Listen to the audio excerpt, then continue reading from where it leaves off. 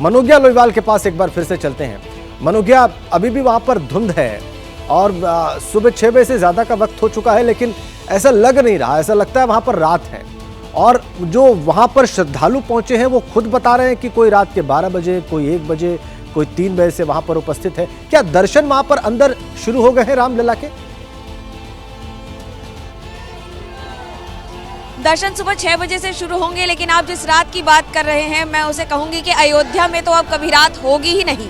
अयोध्या की तो रात ही खत्म हो गई है, क्योंकि अयोध्या को अगर कुछ मिला है तो सूर्यवंशी राजा राम की प्राण प्रतिष्ठा के बाद उनका प्रताप, जहां पर हर समय 5 डिग्री टेम्परेचर भी नहीं है, उससे भी कम है इस समय तापमान, कोहरा है, धुंध है, लेकिन उसके बावजूद मजाल है किसी को एक अंश या तो सर्दी महसूस हो रही हो या फिर ये महसूस हो रहा हो कि उन्हें कोई तकलीफ है या कोई समस्या है। पुलिस लगातार ये ध्यान रख रही है कि कोई भी लाइन तोड़कर आगे ना आए। जो लोग यहाँ खड़े हैं, जो इंतजार कर रहे हैं, उन्हें उनका नंबर आएगा, उनको 7 बजे के बाद जब मंदिर खोलेगा तो इसी तरह से 2 कतार में अंदर भेजा जाएगा। लेकिन यहाँ जो भक्तों की भीड़ है वो आए हुए हैं दूर दराज इलाकों से। कहाँ से आए हैं आप लोग और कितने बजे से खड़े हैं यहाँ? 5 बजे से खड़े हैं हम। हमारे साथ में यहाँ में लोग आए थे। ऐसे कई लोग हैं जहाँ दूर दराज इलाकों से आए। आप कहाँ से आए हैं यहाँ पर? जालौन से आए हैं। लगभग 3 दर्शन होंगे? अभी नहीं होंगे, आज भरोसा है? हाँ होंगे। जुनून के साथ आए हैं। भी है, अच्छी हुई है। मैं आपको एक बात बताऊं, मैं 3 दिन से जो भी आप कवरेज कर रहे हैं, मैं 3 दिन से एबीपी बिल्कुल लाइव देख रहा हूँ। एक चीज़ को मैंने देखा है और मैं एबीपी न्यूज़ का भी धन्यवाद बोलता हूँ और आपका मनोज्ञा दीदी, आपका भी मैं आपका नाम जानता हूँ कि मैंने आपका लाइव देखा था, तो मुझे पता है कि आप इस ठंड में किस तरीके से कवरेज कर रहे हैं। मैं आपका भी शुक्रिया और मैं प्रशासन का भी करता हूँ जो इतनी मुस्तैदी से लगे हुए हैं। जी मैं आपको बात बताएं, धन्यवाद आपका। लेकिन आपको एक बात महत्वपूर्ण बताना जरूरी है कि इस समय जो भीड़ है ये वो भीड़ है जो रात से इंतजार कर रही है। अभी जो सुबह आने वाले हैं, लखनऊ हो या फिर आसपास के इलाके हो, बस्ती है या बुलंदशहर या आसपास के इलाके हैं जितने हैं, गोंडा है, इन सब से अभी आवाजाही गाड़ियों की बंद है। और आवाजाही गाड़ियों की इसलिए भी बंद है क्योंकि अधिकतर यात्री जो आ रहे हैं, जो भक्त आ रहे हैं, जो श्रद्धालु आ रहे हैं, वो अगर यहाँ आकर रुकेंगे, जो उम्र दराज है उन्हें बैठने की जगह या व्यवस्था करनी जरूरी हो जाती है। कहाँ से हैं आप और इंतजार खत्म हुआ रामलला का? रामलला का जी इंतजार खत्म हुआ जी, और हम लोग हनुमान जी के सैनिक हैं जी। हम लोग हरियाणा रोहतक से हैं और हम लोग यहाँ पे आके बहुत ही खुश हैं। बेटा जल्दी से राम जी के लिए सुनाओ। जल्दी से सुनाओ आप। मैं तो जी राम जी का भक्त हूँ जी, गाना नहीं गा सकता।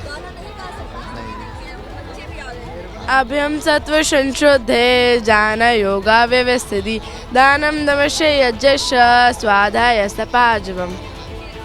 चारण आपको इसलिए जरूरी है राजेंद्र, आपको मैं बताऊं एक बात कि जब आप यहाँ आते हैं ना तो आप कहीं और जाते हैं तो आपको अलग अलग धुन सुनाई देती है, लेकिन यहाँ पर लता चौक ही नहीं है जहाँ पर आपको लता मंगेशकर के संगीत की धुन सुनाई देगी या उनके संगीत का आपको मौका मिलेगा सुनने का। लेकिन हर जगह पूरे रास्ते भर जहां आप चलेंगे, आप किसी से कह दीजिए जय सिया राम, उसके चेहरे पे मुस्कान आ जाती है। प्रशासन के लिए चुनौती ये नहीं है कि भीड़ है, प्रशासन के लिए ये चुनौती है कि ये भीड़ बहुत ही भक्तिमय है, भक्ति के रस में डूबी हुई है, भक्ति के रंग में डूबी हुई है। और यही सबसे बड़ी चुनौती है। जब लोग भावुक होते हैं तो वो ये नहीं देखते हैं कि वो कितने घंटे यहाँ पर लगातार कतार में खड़े हैं, वो सिर्फ ये देखते हैं कि उन्हें 10 सेकंड के लिए भी अंदर रामलला के दर्शन मिल जाएंगे। और वो इंतजार खत्म तभी होगा जब इस मुस्तैदी के साथ, प्रशासन की मुस्तैदी के साथ खुद जनता भी कोऑपरेट करे। ऐसा नहीं है कि अगर इन्हें यहाँ से वहाँ तक जाना है और रास्ता जब बैरिकेडिंग खुले तो वो दौड़ना शुरू करे। बहुत सारी महिलाएं और बच्चे हैं, उन पर खास ध्यान रखा जाता है। ये ध्यान रखा जा रहा है कि महिलाएं और बच्चे अलग कतार में रहें। आप लोग कहाँ से हैं, कितना उत्साह? आज रामलला के दर्शन करने का इंतजार खत्म हो जाएगा। जय श्री राम। कुछ भी पूछिए, सिर्फ जय श्री राम। मैं इसलिए बता रही हूँ क्योंकि भावनाओं में बहे हुए लोगों के लिए 500 वर्ष का इंतजार खत्म हुआ है।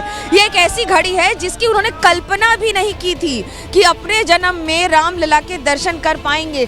कितनों ने सोचा था कि इस जन्म में रामलला के दर्शन कर पाएंगे? सोचा था किसी ने? नहीं, हमने तो नहीं सोचा था।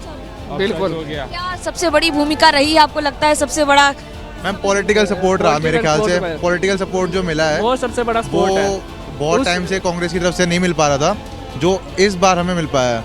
मैं ये नहीं कहूँगा कि पूरा डायरेक्टली मिला है, बट जो राइट वे में सपोर्ट करना चाहिए था गवर्नमेंट को, सारी भक्तों की आस्थाओं को देखते हुए वो सपोर्ट इस बार हमें मिला है, जिस वजह से ये सुगमता के साथ हमें मिल पाया है राम मंदिर के साथ मिल पाया है राम मंदिर। देखिए अब आपको मैं थोड़ी देर में देखिए कि काउंट की शुरू हो रही है जगह और सारे अधिकारी इस समय अनाउंसमेंट शुरू कर रहे हैं। जी जी, क्या अनाउंस कर रहे हैं वहाँ पर? सुना रहे हैं प्रवीण कुमार के जो आईजी हैं अयोध्या रेंज के, आप सुनिए उनके अनाउंसमेंट। ये जरूरी है सुनना, टीवी पर चलाना ये अनाउंसमेंट्स भी।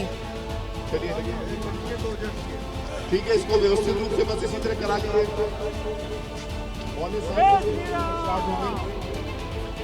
देखिए थोड़ी देर में 6:45 बजे का वक्त बता रहे हैं मनोज्ञा, जब दर्शन शुरू होंगे। कई गुना ज्यादा बेहतर है, लाइव दिखा रहे हैं हम। क्या अपील करना चाहेंगे आप लोगों को आज हमारे जरिए? आपके जरिए यही अपील करेंगे कि इसमें संयम बरतें, आराम से, ऐसी हड़बड़ाहट नहीं है कि एक ही दिन में सबको दर्शन करना है। आराम से आएँ, जो लोग वृद्ध हैं या अशक्त हैं अभी या दिव्यांग हैं, मेरा उनसे अनुरोध है कि एक हफ्ते बाद अपना प्रोग्राम बना लें। तब तक बहुत सारे जो उत्साही नवयुवक हैं ये लोग कर लेंगे। इस समय सर्दी भी ज़्यादा है, जो ख़ास तौर से जो शारीरिक रूप से अशक्त लोग हैं वो थोड़ा विलम्ब से आ जाए सर्दी को देखते हुए। आज आपने फोर्स अपनी कितनी डिप्लॉय की है? कल और आज में क्या अंतर रहेगा? फोर्स तब भी उतना ही डिप्लॉयड था, आज भी है, और हम लोग लगातार उसको देख रहे हैं और फाइन ट्यूनिंग अपने अरेंजमेंट में हम लोग हिसाब से करते रहते हैं।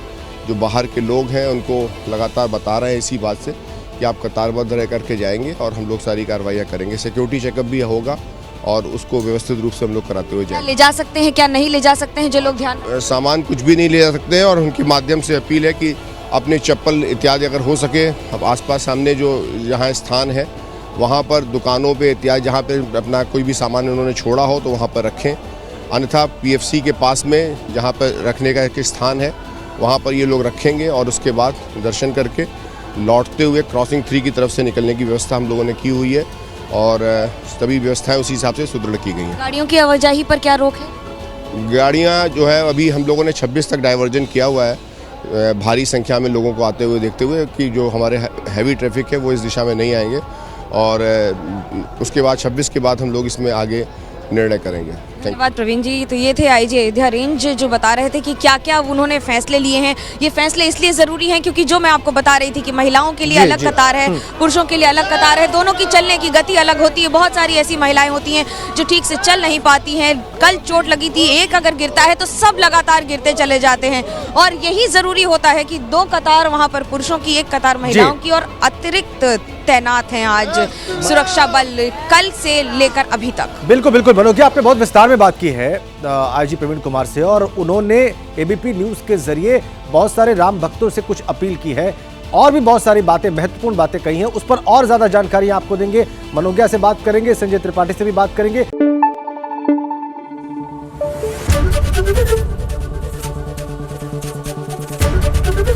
एबीपी न्यूज आपको रखे आगे।